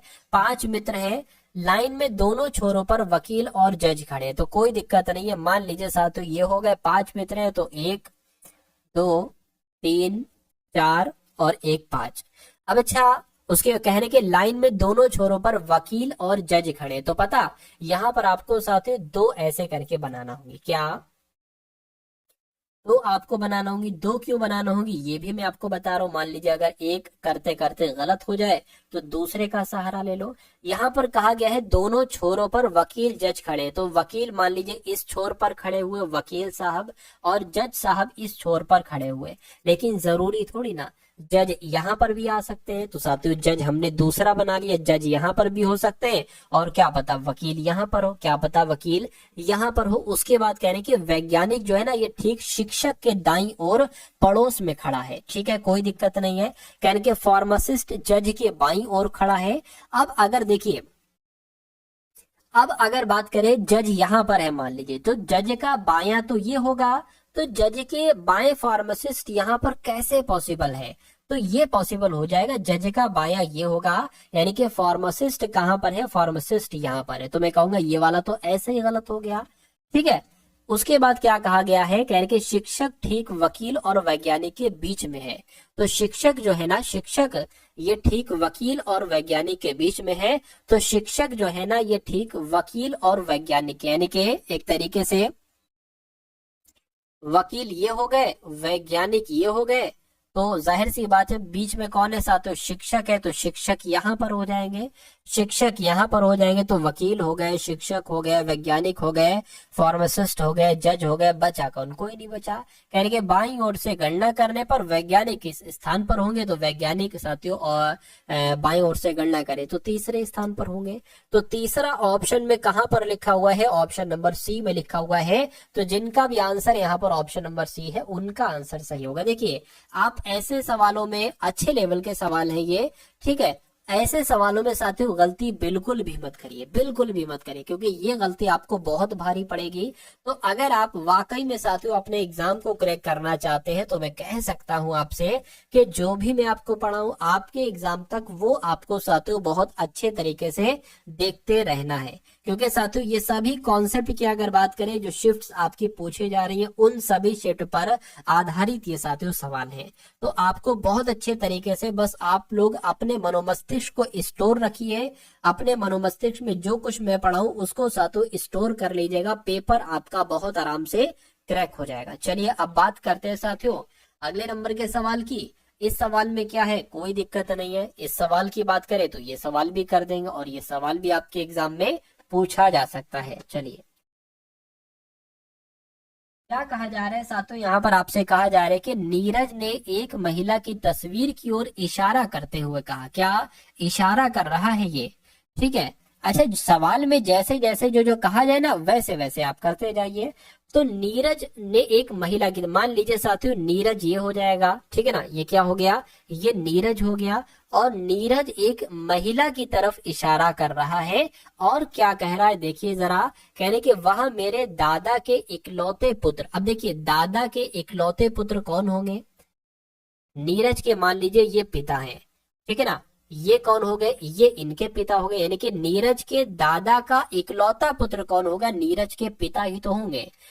नीरज के पिता यानी कि इकलौते पुत्र यानी कि नीरज के पिता की पुत्री, यानी कि ये जो महिला है ना, ये नीरज के दादा के पुत्र यानी कि नीरज के पिता की पुत्री है। तो नीरज के पिता की पुत्री है तो नीरज की बहन ही तो होंगी। तो तस्वीर में दिखने वाली महिला के साथ नीरज का क्या संबंध है, तो साथियों क्या संबंध है, भाई बहन है एक दूसरे। तो भाई यहाँ पर लिखा हुआ है, भाई आपका साथियों बिल्कुल करेक्ट आंसर हो जाएगा, ठीक है ना। चलिए अगला सवाल देखिए आपके स्क्रीन पर। साथियों इतना अच्छा आपको पढ़ा रहा हूँ कि आपको पसंद नहीं आ रहा हूँ मैं, तो अगर पसंद आ रहा हो, ये क्लास आपको अच्छी लग रही है तो इस वीडियो को कम से कम लाइक कर दीजिए, आपका बहुत बहुत शुक्रिया मैं अदा करूंगा। अब देखिए नंबर सीरीज वाला सवाल है, ये बहुत ट्रेंड करता है। 2 से 3 सवाल आपके नंबर सीरीज से पूछे जा रहे हैं, डायरेक्टली और इनडायरेक्टली। चलिए तो कहने के 105 है, उसके बाद 102 हो गया, उसके बाद 96 हो गया, उसके बाद साथियों 87 हो गया, उसके बाद 75 हो गया। तो आपको बताने के अगला नंबर यहाँ पर क्या हो सकता है मुझे बताइए। तो बच्चा बच्चा बता देगा। 105 से 102 हुआ है यानी कि 3 घटा है, 102 से 96 हो गया है तो 6 घटा है, 96 से 87 हुआ है तो 9 घटा है, 87 से 75 हुआ है तो 12 घटा है। तो यहाँ पर कितना घटा होना चाहिए, अरे भाई ये तो 3 का पहाड़ा है, 3 एकम 3, 3 दूना 6, 3 तिया 9, 3 चौक 12, 3 पंजे 15, यानी कि माइनस का 15 यहाँ पर आ जाएगा। तो जब 75 में से 15 घटाओगे तो साथ ही यहाँ पर 60 ही तो आ जाएगा। तो कुल मिला के 60 कौन से ऑप्शन में है, 60 तो ऑप्शन नंबर ए वाले में है, तो इसलिए ये आपका बिल्कुल करेक्ट आंसर होगा। साथियों ये सवाल यहाँ पर आप लोग देख रहे हैं ना, तो हो सकता हो कि सवाल आपको इजी लग रहा हो, लेकिन जब एग्जाम हॉल में साथियों यही सवाल का प्रेशर आपके मन पर आता है, आपके दिल पर आता है, तो बच्चा थोड़ा सा घबरा जाता है। अच्छा घबराता भी वही है जो इन क्वेश्चंस की प्रैक्टिस नहीं करता ज्यादा से ज्यादा, लेकिन आप, मैं उम्मीद करता हूं आप इसकी डेली प्रैक्टिस करते हो, क्योंकि डेली मैं साथियों क्लास ले रहा था आपकी, डेली ऐसे क्वेश्चंस की मैं आपको प्रैक्टिस करवा रहा था। तो अगर आप अच्छे तरीके से प्रैक्टिस करते हो, ठीक है, तो मैं पूरी उम्मीद करूंगा कि पेपर आपका बहुत शानदार होगा, कोई दिक्कत कोई परेशानी आपको महसूस नहीं होगी। चलिए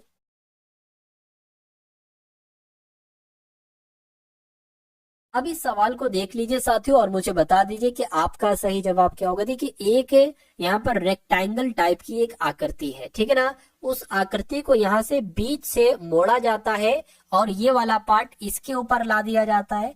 उसके बाद साथियों आपके सामने ऐसी आकृति आ जाएगी, इसको बीच से फोल्ड किया जाता है और ये वाला पार्ट इसके ऊपर ला दिया जाता है, यानी कि अब आपके पास एक ऐसी आकृति आ गई है। इसमें क्या होता है साथियों, इसमें एक यहाँ से होल कर दिया जाता है सर्कल टाइप का, एक ट्रायंगल टाइप का होल कर दिया जाता है, एक रेक्टेंगल टाइप का होल कर दिया जाता है। तो कुल मिला के अगर बात करते हैं, यहाँ पर आपसे इतनी सी बात पूछी जा रही है कि अगर साथियों ये क्या, अगर साथियों ये इसको ओपन करेंगे तो ये कैसा दिखाई देगा, ये कैसा दिखाई देगा मुझे बताइए। यानी कि ये चीज जब सर्किल यहाँ पर है तो सर्किल एक छोटा सा यहाँ पर भी आ जाएगा, ये ट्रायंगल यहाँ पर है तो साथियों एक ट्रायंगल मेरे हिसाब से यहाँ पर भी आ जाएगा, ये रेक्टेंगल है तो रेक्टेंगल साथियों एक यहाँ पर भी आ जाएगा। अब देखिए ऐसा कहाँ पर है, अब देखिए ये सर्किल आस पास है, लेकिन ये सर्किल टेढ़े बेढ़े हैं तो ये आंसर नहीं हो सकता। ये सर्किल यहाँ पर 2 सर्किल नहीं है तो ये भी आंसर नहीं हो सकता, ठीक है ना। चलिए अब देखिए जब एक तरीके से इसको ओपन करा जाएगा तो ये ट्रायंगल का मुंह इस तरफ है ना, तो इसमें सातों इस तरफ हो जाएगा ट्रायंगल का मुंह, यहाँ भी सातों ऐसा ही कुछ ट्रायंगल हो जाएगा। तो मैं कहूंगा ये ट्रायंगल तो ऊपर की तरफ भाग रहे हैं, लेकिन इसमें एक ऊपर की तरफ भाग रहा है, एक नीचे की तरफ भाग रहा है, और ऊपर नीचे जो भाग रहा है वो कौन से ऑप्शन में है साथियों, वो ऑप्शन नंबर सी वाले में है। तो जिनका भी आंसर सी है मुझे दिख रहा है, राजा, अमन, पूनम, लोकेश, अंशु, सम्राट, अमन, सोनू, सिया, क्रेटर, ठीक है, सभी का, पल्लवी, सिया, कृष्णा, क्या लिखा है, कृष्णा, अमन, संदीप, सभी का आंसर यहाँ पर बिल्कुल करेक्ट है ऑप्शन नंबर सी के साथ। अगला सवाल देखिए आपकी स्क्रीन पर है। तो अब साथियों आपको थोड़ा वेट करना होगा, यानी कि अब आपके मैथ के क्वेश्चंस यहाँ पर शुरू हो चुके हैं। ठीक है ना। तो मैथ के क्वेश्चन साथियों आपके यहाँ पर शुरू हो चुके हैं, तो बहुत तसल्ली से आपको ये सभी सवाल देखना है, क्योंकि आपको मालूम होना चाहिए कि मैथ के भी आपके 20 सवाल आ रहे हैं एग्जाम में। पूरे के पूरे साथियों 20 सवाल होंगे टॉप लेवल के। इन सभी सवालों को आप लोग देखिए और अपने एग्जाम को साथियों क्रैक कर डालिए। चलिए अब बात करते हैं साथियों इस सवाल की। कहा जा रहा है कि एक ट्रेन 108 किलोमीटर प्रति घंटे की चाल से, ठीक है, और दूसरी ट्रेन जो है ना, दूसरी ट्रेन 25 मीटर प्रति घंटे की चाल से, एक सेकेंड। हाँ, तो एक ट्रेन है जिसकी चाल 108 किलोमीटर प्रति घंटा है, दूसरी ट्रेन जो है इसकी चाल 25 मीटर प्रति सेकंड की चाल से है ये। तो कुल मिला के पहली ट्रेन की चाल और दूसरी ट्रेन की चाल आपसे यहाँ पर पूछी जा रही है, मुझे बताइए। देखिए, अच्छा, पहली चाल जो है ना, तो ये किलोमीटर प्रति घंटा में है, लेकिन जो दूसरी चाल है ये साथियों मीटर प्रति सेकंड में है। तो एक काम करो, इसको किलोमीटर में कर लो या इसको इसको मीटर प्रति सेकंड में कर लो। ये किलोमीटर प्रति घंटे वाली चाल है ना, इसको मीटर प्रति सेकंड में कर लो। तो अगर किसी भी चाल को, क्या साथियों, किसी भी चाल को, जो चाल आपकी किलोमीटर प्रति घंटे में हो, इसको मीटर प्रति सेकंड में अगर आपको बदलना होता है तो इस संख्या को आपको 5/18 से भाग देना, सॉरी गुणा करना होता है, ठीक है ना। लेकिन अगर साथियों कोई मीटर प्रति सेकंड में चाले, इसको किलोमीटर में कन्वर्ट करना होगा, तो उसी संख्या को 18/5 से आपको गुणा करना होगा, ठीक है ना। तो 18 से करेंगे, 18 पंजे 90, 18 छंगे 108 हो जाएगा, 6 पंजे 30 हो जाएगा। यानी कि अगर बात करें तो 30 मीटर प्रति सेकंड ये आपकी चाल आ गई। तो पहली वाली ट्रेन की चाल 30 मीटर प्रति सेकंड हो गई, दूसरी ट्रेन की चाल दे रखी है 25 मीटर प्रति सेकंड है। इन दोनों चालों का अनुपात आपको बताना है। 5 से कट करेंगे 5 पंजे 25, 5 से कट करेंगे 5 छंग 30, तो कुल मिला के इन दोनों की चाल का अनुपात 6:5 आ जाएगा। और 6:5 कहां पर है? ऑप्शन नंबर सी वाले में है। प्रियांशु सिंह कह रहे हैं कि 5 को मेरा एग्जाम है, सेकंड शिफ्ट में सर, रिवीजन के लिए टाइम बहुत कम है, क्या करूं? 5 तारीख तो कल है। तो अब आप क्या कर सकते हो, आपके सामने जो क्लास चल रही है आप इसको देख लीजिए, ठीक है ना। और फिर खाना वाना खा के आप आराम से सो जाइएगा।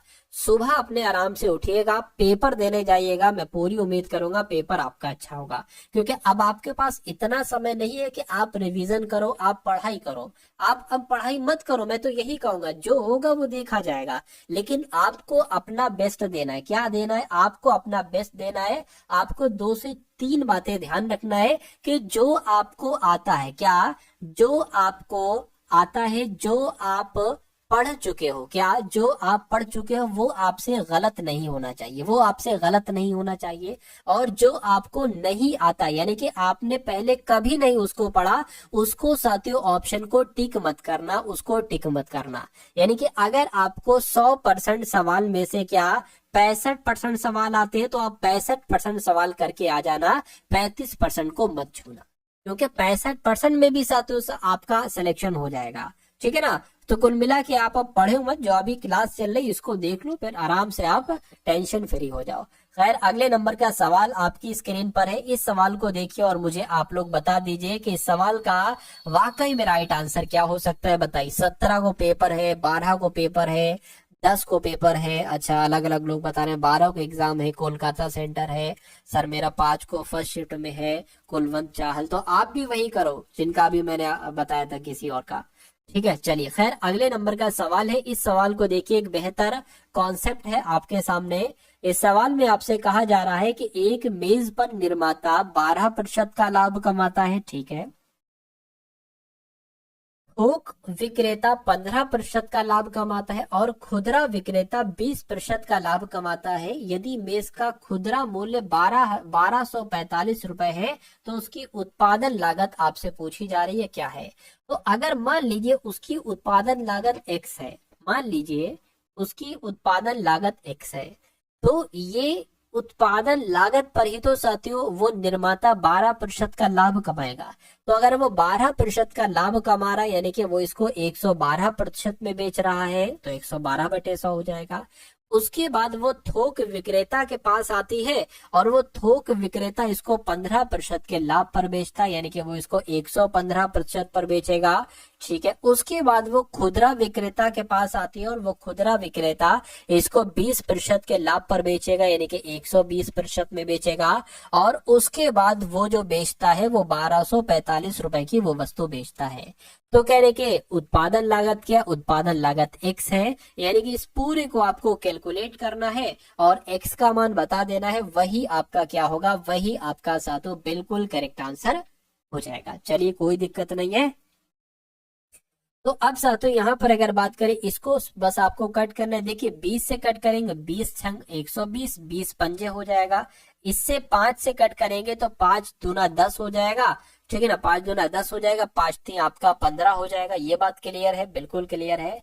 इसको अगर साथियों कट करेंगे, देखिए इसको कट करेंगे 50 और फिर 25 आ जाएगा। इसको अगर कट करेंगे क्या आएगा, देखिए जरा 112 है, 2 से कट करेंगे, ठीक है, 2 पंजे 10, 2 छंग 12 और 2 से कट करेंगे तो 28 आ जाएगा, यानी कि यहाँ पर 28 आ गया। अब आपके पास आ गया है x गुणा 28/25, 28/25 और 23/100 और 6 ये तो कुछ नहीं हो भाई, अच्छा हाँ 6/5 है ये तो, अच्छा ये तो इससे कट गया था ना, तो ये कुल मिला के 6 है। तो इतनी चीजें आपके सामने अब साथियों आ चुकी है और ये किसके बराबर है, ये साथियों 1245 के बराबर है। ठीक है, कोई दिक्कत नहीं। अब देखिए x बराबर पता है क्या हो जाएगा, x बराबर 1245, x बराबर 1245 गुणा, अब देखिए ये 25 है, ये 100 है, ये इधर गुणा में आ जाएगा, 25 गुणा 100 ये आपके नीचे ऊपर आ गया, और ये 28 गुणा 23 गुणा 6 ये नीचे आ जाएगा, 28 गुणा 23 गुणा 6 ये साथियों नीचे आ जाएगा। अब आप एक काम क्या करोगे, अब आप साथियों x का मान निकाल लोगे, यानी कि आप इसको कैलकुलेट कर दोगे। तो अगर साथियों हम मान लीजिए यहाँ पर 1245 गुणा अगर 25 करते हैं, क्या गुणा अगर 25 करते हैं तो कितना निकल कर आ जाएगा साथियों, कितना निकल कर आ जाएगा, या इसको और छोटा कर ले, एक काम करें, देखिए 3 से कट करते हैं, 3 दूना 6 हो जाएगा, 3 चौक 12 हो गया, 3 एकम 3 हो गया, 3 पंजे 15 हो गया, ठीक है ना। 2 से कट करेंगे आपका 50 आ जाएगा, यानी कि अब अगर बात करें अब 415 आ गया, 415 है ना ये, हाँ 415 है। तो 415 और ये क्या है 25, तो साथियों 415 गुणा 25 और गुणा 50 ये कितना आ जाएगा साथियों, ये आपका 5 18 750 आ गया। और ये क्या आ गया 28 गुणा 23, क्या 28 गुणा 23 की अगर बात करें तो ये 644 आ गया। इसको भाग करोगे कितना आ जाएगा, देख लीजिए साथियों, मैं कैलकुलेट करके आपको बता देता हूँ। 750 भाग 644 तो कुल मिला के 805 आए, यानी कि 805 पॉइंट करके कुछ आंसर आपका आया है। तो 805 करके कहां पर लिखा हुआ है, ऑप्शन नंबर ए में लिखा हुआ है। तो ये क्या होगा, ये आपका बिल्कुल करेक्ट आंसर हो जाएगा। चलिए देवराज यादव कह रहे हैं कि सर मैं खेत से देख रहा हूँ, आपका क्लास कॉपी पे नहीं है। अच्छा भाई, ये तो बहुत तगड़ी बात आपने कह दी, खेत से अगर आप इस टाइम वाकई में इस वीडियो को देख रहे हैं तो ये बहुत अच्छी बात है। चलिए कोई दिक्कत नहीं है, ठीक है, पढ़ाई करिए, कुल मिला के कहीं आप पढ़ाई कर सकते हैं, पढ़ाई करिए, क्योंकि ठीक है। अब मैं क्या कहूँ भाई, स्पीचलेस कर दिया आपने, स्पीचलेस। अगला सवाल है करके, एक दुकानदार 320 रुपए प्रति किलोग्राम और 240 रुपए प्रति किलोग्राम की कीमत वाली चाय को दो किस्मों यानी कि 9:11 के अनुपात में मिलाता है। पहले वो क्या करता है साथों, मिलाता है। सर आप बहुत अच्छा एक्सप्लेन करते हैं भाई, शुक्रिया आपका।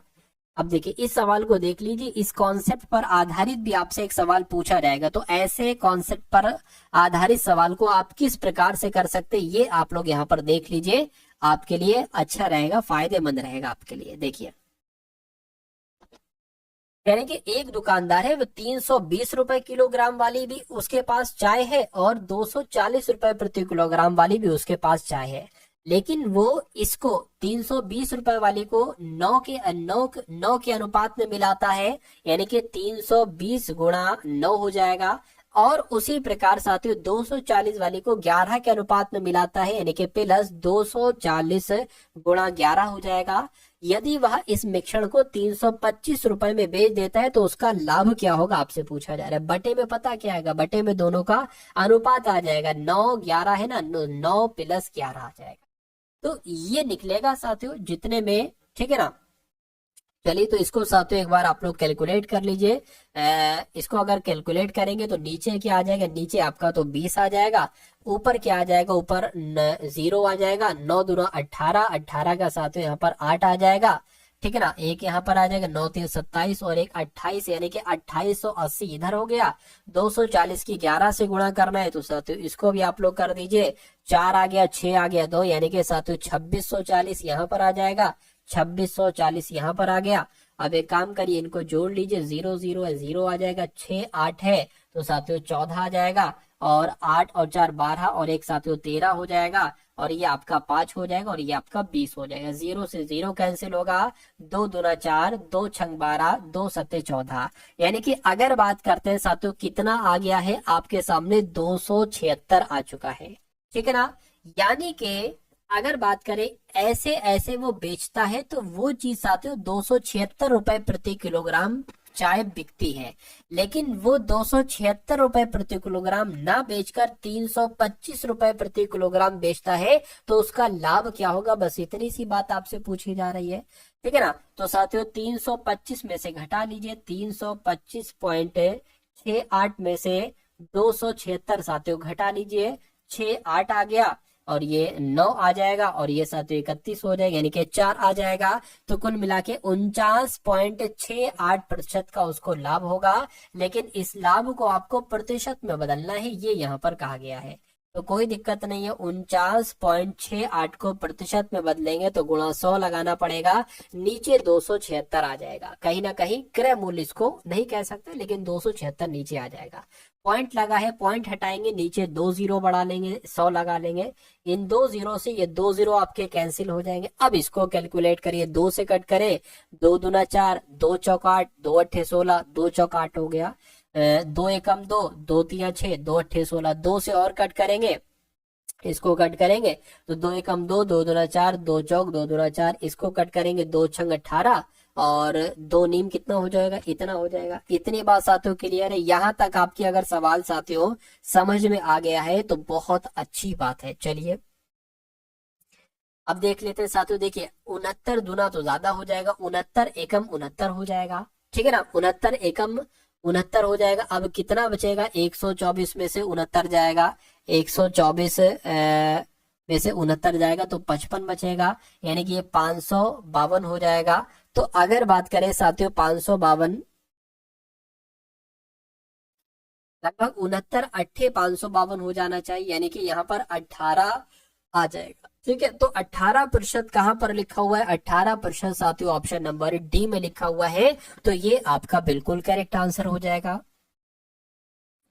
ठीक है ना। चलिए अब उसके बाद देखिए अगले नंबर का सवाल है, तो कह रहे हैं कि सर, कुंदन कह रहे हैं सर आज की शिफ्ट का पेपर दिखाइए प्लीज। देखिए अब क्या है, अब पेपर आपको कहीं नहीं मिल सकता, यानी कि जो आज क्वेश्चंस आए हैं वो अगर क्वेश्चंस डिक्टो में दिखाने लगूं तो वो गलत है, क्योंकि एग्जाम एनालिसिस पर बैन लग चुका है, एग्जाम एनालिसिस आप नहीं करा सकते। तो क्या करा सकते हैं, हम ये करा सकते हैं कि जो आज क्वेश्चंस पूछे गए हैं उसी टाइप के क्वेश्चंस है, डिक्टो सेम वो क्वेश्चंस नहीं, उसी टाइप के क्वेश्चन बस थोड़ा बहुत चेंजेस करके आपको पढ़ा दिया जाए, ठीक है, ताकि आपका पेपर अच्छा हो जाए, आपको एग्जाम एनालिसिस का भी अनुभव हो जाए, सब कुछ चीज आपका अनुभव हो जाए, और जो आपके संभावित सवाल है, जो आपके एग्जाम में सवाल पूछे जा सकते हैं, ठीक है, उनको भी आप अच्छे तरीके से कर लीजिए। तो जो आपके लिए किया जा रहा है वो बहुत मन से किया जा रहा है, बहुत दिल से किया जा रहा है, बस आपको पूरी लगन के साथ साथ यहाँ पर बने रहना है, ठीक है ना। खैर अगले नंबर का सवाल आपके स्क्रीन पर आ चुका है, इस सवाल को देख लीजिए और मुझे बता दीजिए कि सही जवाब आपका क्या हो सकता है, बताइए। चलिए हाँ, तो क्या कहा जा रहा है, कह रहे कि विपरीत दिशा में समानांतर पटरियों पर 48 किलोमीटर प्रति घंटा और 52 किलोमीटर प्रति घंटा की चाल से चल रही दो रेलगाड़ियां 27 सेकंड में एक दूसरे को पार कर जाती हैं। यदि एक रेलगाड़ी की लंबाई 350 मीटर है तो दूसरी रेलगाड़ी की लंबाई क्या होगी। यानी कि कहने का मतलब है एक रेलगाड़ी यहां से चली है और दूसरी रेलगाड़ी यहां से चली है। जो इधर से चली है इसकी चाल कितनी है, 48 किलोमीटर प्रति घंटा है। और जो इधर से चली है इसकी चाल क्या है साथियों, इसकी चाल 52 किलोमीटर प्रति घंटा है। कितनी है, 52 किलोमीटर प्रति घंटा है। ठीक है ना। अब देखिए यहां पर अगर बात करें, आपको बहुत अच्छे तरीके से पता है साथियों दूरी बराबर क्या होता है। तो दूरी बराबर होता है साथियों चाल गुणा समय। चाल गुणा समय एक कॉन्सेप्ट मैं आपको बता देता हूं। अगर कभी भी ऐसी सिचुएशन आ जाए कि एक रेलगाड़ी इधर से एक रेलगाड़ी इधर से आपस में आएंगी तो ये टकरा जाएंगी, तो ये प्लस हो रही है। तो कुल मिला के चाल को हमें क्या करना पड़ेगा, चाल को हमें प्लस करना पड़ेगा। 48 प्लस 52, 48 प्लस 52, 52 कितनी हो जाएगी, चाल कितनी हो जाएगी, चाल साथियों आपकी 100 किलोमीटर प्रति घंटा हो जाएगी। अब देखिए लंबाई आपसे पूछी जा रही है, ठीक है ना। तो दूरी पता क्या होगी, ऐसे सवालों में दूरी पता क्या होती है, दूरी साथियों क्या होती है, दूरी होती है पहली ट्रेन की लंबाई प्लस दूसरी ट्रेन की लंबाई। तो पहली ट्रेन की लंबाई 350 है, ठीक है, 350 है, प्लस दूसरी ट्रेन की लंबाई नहीं पता है तो एल लिख देते हैं। तो यहाँ पर हमें साथियों क्या, अच्छा समय भी यहाँ पर दे रखा है। समय कितना दे रखा है, समय आपका दे रखा है 27 सेकंड। 27 सेकंड ये साथियों समय भी दे रखा है। तो क्या दिक्कत है, वही चीज लगा दो, दूरी बराबर चाल गुणा समय। तो दूरी कितनी है, दूरी साथियों 350 प्लस एल है। क्यों है ये मैं आपको बता चुका हूँ, 350 प्लस एल। दूरी बराबर चाल गुणा समय। चाल कितनी है, चाल तो भैया 100 किलोमीटर प्रति घंटा है। और समय कितना है साथियों, समय आपका यहाँ पर 27 है। समय कितना है, 27 है, ठीक है ना। अब एक काम करिए, समय भी मीटर प्रति मतलब समय सेकंड में है और ये भी मीटर में है। तो ये किलोमीटर प्रति घंटे में क्या कर रही है चाल, इसको भी मीटर प्रति सेकंड में बदल लो। इसलिए 5/18 से इसकी गुणा कराना पड़ेगी और ये किलोमीटर प्रति घंटे की जगह क्या हो जाएगी साथियों, मीटर प्रति सेकंड में हो जाएगी।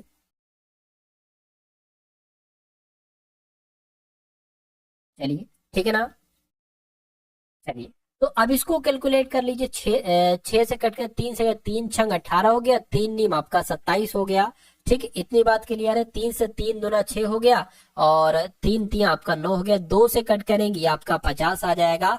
अब देखिए 350 प्लस एल, एल आपको निकालना है। ये 50 हो गया, ये 5 हो गया और ये साथियों 3 हो गया। इसको आपको कैलकुलेट करना है, बाकी कुछ आपको नहीं करना है, ठीक है। चलिए तो दूसरी रेलगाड़ी की लंबाई, पहली रेलगाड़ी की लंबाई ये है, दूसरी की ये है। तो एल का मान आपको यहाँ पर साथियों बताना है। इसको मैं यहाँ पर थोड़ी देर के लिए हटा देता हूँ। देखिए 350 प्लस एल बराबर ये क्या हो जाएगा, देखिए 3 पंजे 15, 15 पंजे कितना हो जाएगा, ठीक है, 15 पंजे 75 हो जाएगा, यानी कि 750 आ जाएगा।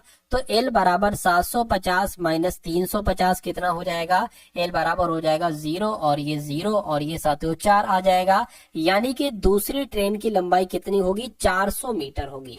तो कुल मिला के 400 मीटर कौन से ऑप्शन में लिखा हुआ है साथियों, ये तो ऑप्शन नंबर सी में लिखा हुआ है। क्या ऑप्शन नंबर सी में लिखा हुआ है। तो जिनका भी आंसर ऑप्शन नंबर सी के साथ है, मैं कहूंगा आंसर आपका बिल्कुल करेक्ट हो जाता है भाई। बहुत बढ़िया, वेरी गुड क्लास। चलिए नेक्स्ट नंबर का सवाल है। बस 2-3 1-2 क्वेश्चन और बचे हैं साथियों, उनको आप लोग देख लीजिए। उसके बाद साथियों आप लोग आराम करिएगा, ठीक है। अगर आपका पेपर कल है तो आप लोग आराम करिएगा, वरना साथियों मैं आपको चीज बता दूंगा, एक चीज बता दूंगा, उसको आप लोग जाकर करिएगा, ठीक है, कोई दिक्कत नहीं है। यहाँ पर साथियों आपसे कहा जा रहा है कि एक वस्तु का अंकित मूल्य 750 है। एक वस्तु का अंकित मूल्य अगर 750 है, ऑफ सीजन में इसे 722 रुपए में बेच दिया जाता है। यानी कि मतलब 750 रुपए की है भाई, लेकिन मैं आपको 720 रुपए, 760 रुपए की है, लेकिन मैं आपको 722 रुपए की दे दूंगा। तो कितनी छूट दी गई, तो कितनी छूट दी गई, 760 में से 722 को घटा दीजिए, आपको पता चल जाएगा कितनी छूट दी गई है। क्या आपको पता चल जाएगा साथियों कितनी यहाँ पर छूट दी गई है? तो 10 में से 2 जाएगा, 8 बचेगा। अभी आपका 75 हो गया, 75 में से 72 जाएगा 3, यानी कि 38 रुपए की छूट दी गई। लेकिन आपसे ये नहीं पूछा जा रहा कि कितने रुपए की छूट देगी, आपसे पूछा जा रहा है कि उस छूट को प्रतिशत में बदलिए। तो इसको हमें प्रतिशत में बदलना है, तो 100 से गुणा करेंगे। उसके अलावा नीचे क्या रखेंगे? नीचे आपका साथियों 760 हो जाएगा। क्या 760 हो जाएगा? अब इसको आपको साथियों कैलकुलेट करना है, ठीक है ना। अब जीरो से ये जीरो कैंसिल हो जाएगा, 38 से कम 38, 38 दूना साथियों 76 हो जाएगा। 2 से कट करेंगे 5 आ जाएगा, यानी कि 5% की क्या दी गई है? 5% की साथियों यहाँ पर छूट दी गई है। तो 5% की छूट कौन से ऑप्शन में है? तो ऑप्शन नंबर सी वाले में है भाई। बहुत बढ़िया, वेरी गुड क्लास। अगला सवाल आपकी स्क्रीन पर है, इस सवाल को देखिए साथियों, और आप लोग यहाँ पर मुझे बताइए कि आपका राइट आंसर क्या हो सकता है। ये क्वेश्चन बहुत शानदार है, अच्छा है। चलिए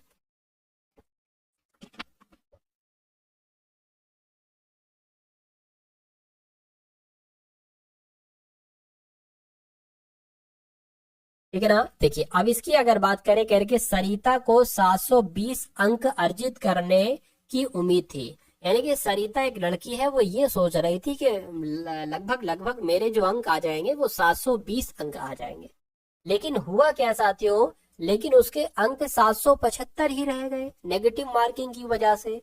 ठीक है, उसने जो उम्मीद की थी उसे उससे 5% कम अंक मिले हैं। तो 90% अंक प्राप्त करने के लिए उसे कितने अंक पाने चाहिए? यानी कि उसको 100% में से 90% अंक प्राप्त करना थे, मतलब करना नहीं थे, इतने अगर 90% अंक आते तो कितने अंक उसके कहलाए जाते? कि उसके 900 अंक है, 999, 990 है, 810 है या 1100। देखिए यहाँ पर एक बात कही गई है, उसको आप पकड़िए। कह रहे कि उसे 5% कम अंक मिलते हैं, लेकिन यहाँ पर कहा जा रहा है कि उसे 720 में से 675 अंक मिलते हैं। तो ये कितने कम हुए? ये 5% कहलाए जाएंगे। तो साथियों कितने अंक उसे कम मिलते हैं? ठीक है ना, कितने अंक उसे कम मिलते हैं ये आप लोग एक बार देख लीजिए।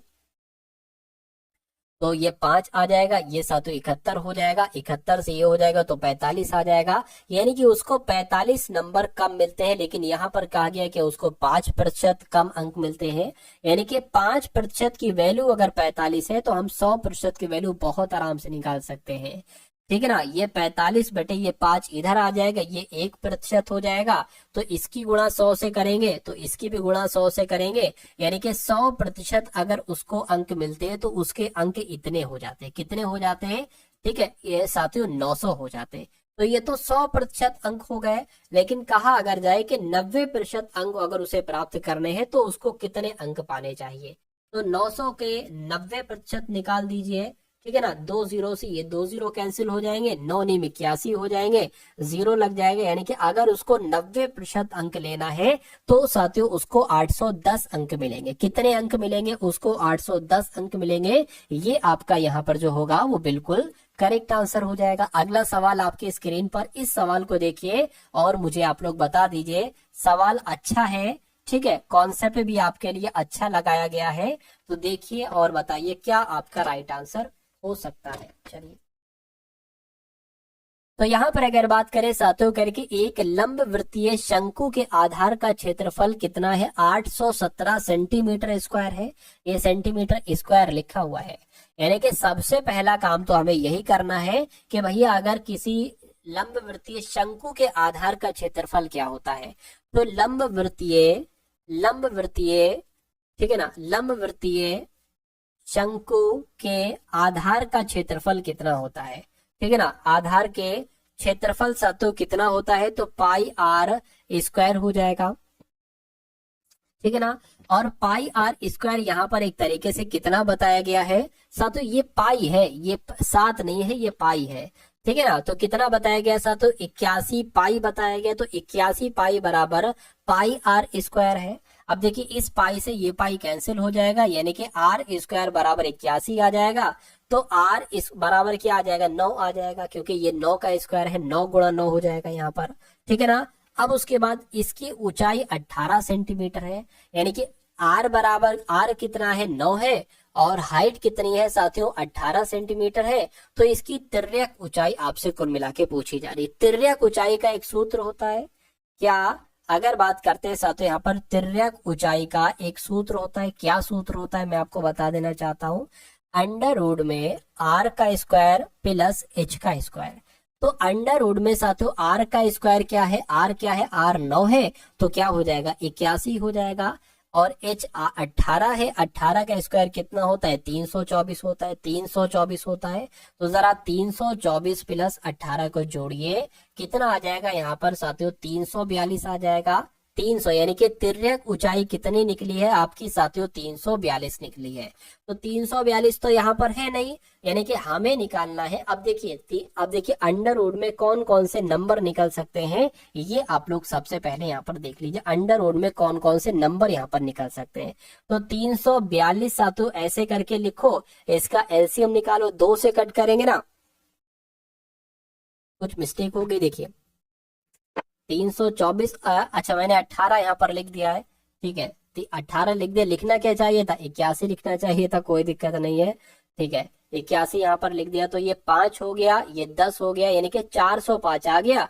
तो मुझे यहाँ पर 405 का एलसीएम निकालना चाहिए। 405 का एलसीएम कितना हो जाएगा, 405 का फिर तो 5 से कट करिए, 2 से कट थोड़ी ना होगा। 5 अट्ठे 40 हो जाएगा, 5 एकम 5 हो जाएगा, 9 से होगा, 9 ने 81 हो जाएगा, 9 एकम 9 हो जाएगा। तो अब देखिए अंडर रूट में पता आपका क्या आ जाएगा, यहाँ पर मैं करा लेता हूँ।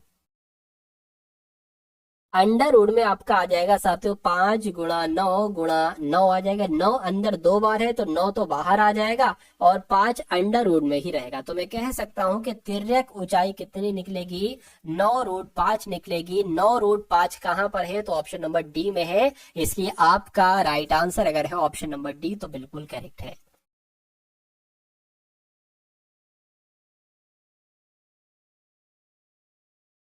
चलिए ठीक है ना, चलिए भाई बहुत बढ़िया, वेरी गुड क्लास। तो ये साथियों आप